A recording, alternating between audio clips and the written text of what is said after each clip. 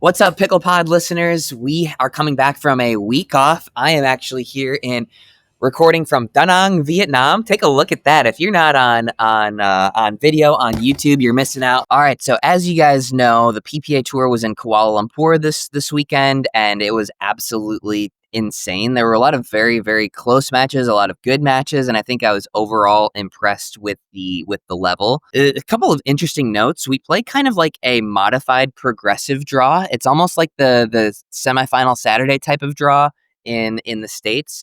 The first day of the tournament, you play through the round of 16. So it starts with round of 32 and round of 16 in each division.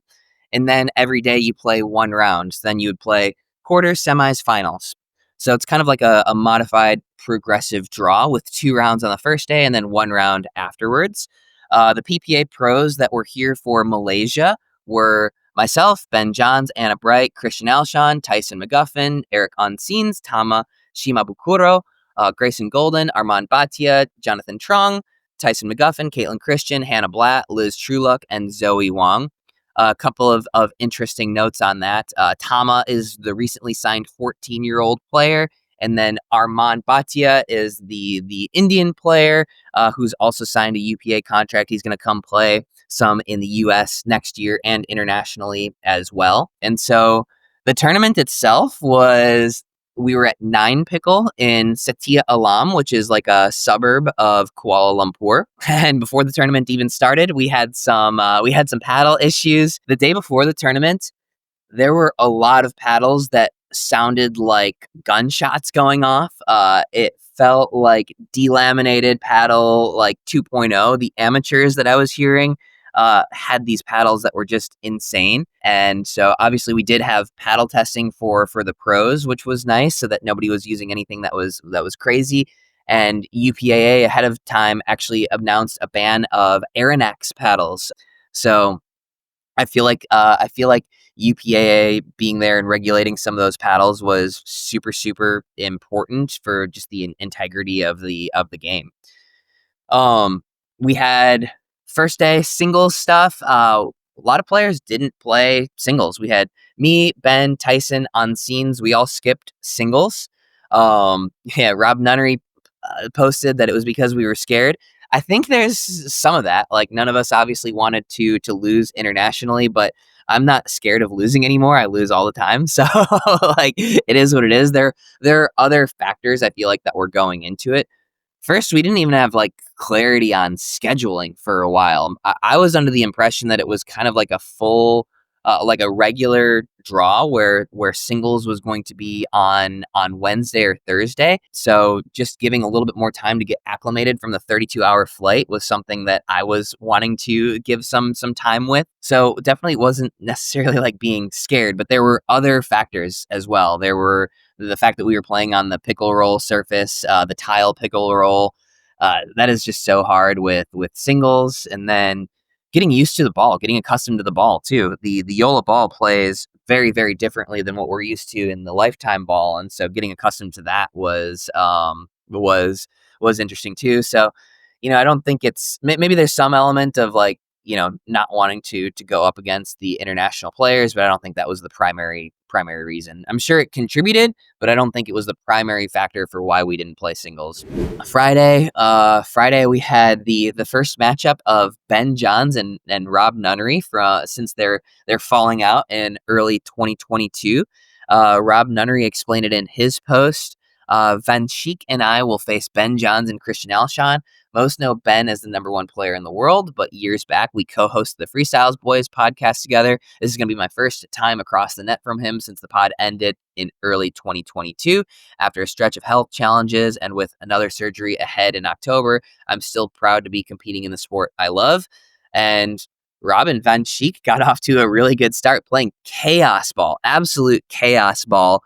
They ended up winning the first game 11-9. And after that first game, Rob just looked dead.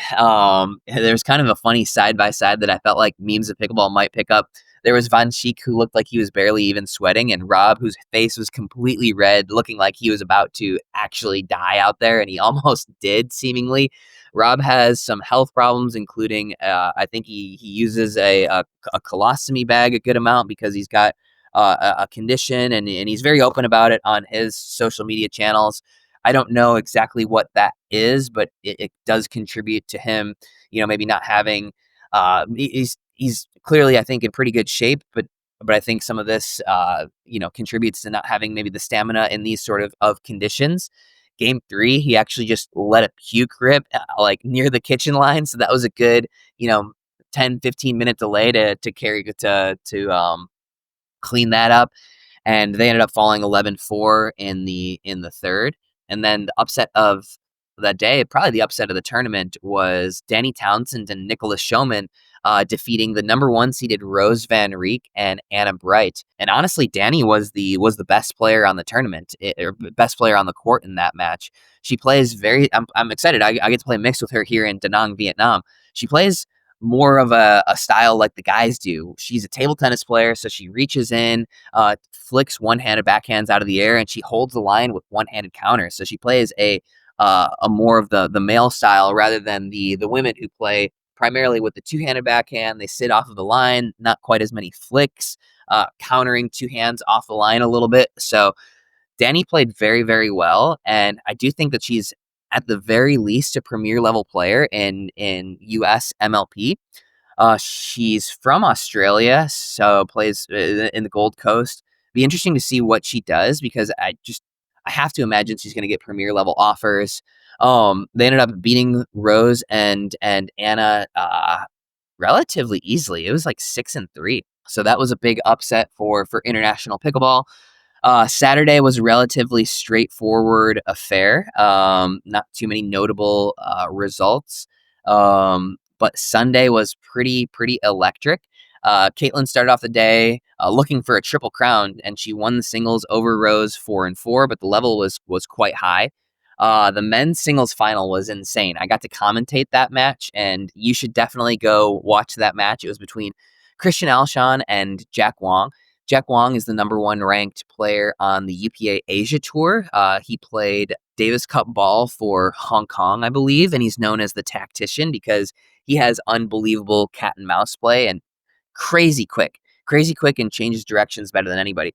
He might be just pure quickness. He might be the quickest player in pickleball right now. Like, Alshon might cover the court slightly better because he's longer and he's got longer strides, but pure quickness, Jack might be the guy. They played a 9-5 match that went over an hour. It was just impossible to score, and I think a lot of that comes from the slow conditions and the JOOLA ball. But the match of the day was definitely Tyson McGuffin and Eric Onsines against Ben Johns and Christian Alshon. Tyson and Eric won game 1 11-5, and they were up 8-4. Actually, Ben and Christian were up 8-4 and 9-5 in game 2, but Tyson and Eric came roaring back, and they played a couple of pretty epic points. They have 8 championship points in game 2, but Ben and Christian come back 15-13 to win that one, and I thought that Tyson and Eric were just absolutely cooked at that point, but they ended up cleaning up and winning game 3 11-9, and they had one of the most epic celebrations of all time. Eric whips the paddle, does a lap around the entire court. It was wild. So this is Eric's first gold medal on the PPA tour, and yeah, that was pretty electric. I think one of the things that went wrong was Christian it felt like didn't have his normal offense. I think part of that is the slower ball, and then he wasn't quite hunting as much. I feel like Christian is at his best when he's hunting and he's taking up a lot of space, but when you're playing next to Ben takes a lot of space. And so one of the biggest things is I feel like Christian comes in from that right side and flicks with his backhand very nicely, but he was sort of deferring to Ben to take that forehand a little bit more than normal, and I don't think that was a winning combo for Christian. Christian grinding isn't as good as Christian hunting, and I think that was kind of a main difference there. And also, the conditions, I feel like, factored in and favored Tyson a good amount, because Tyson loves grinding. Tyson was out grinding Christian cross court on that one, and then Eric was coming in for timely offense using his length as well. So yeah, I think that was a big factor there. But what does this say about pickleball internationally, pickleball in Malaysia? I think I was overall very, very impressed with the fans of Malaysia. They just love good pickleball. They were loud. They were into it with good points, and that you could not have fit another spectator in Nine Pickle. But then, yeah, the level of play was solid. It was strong.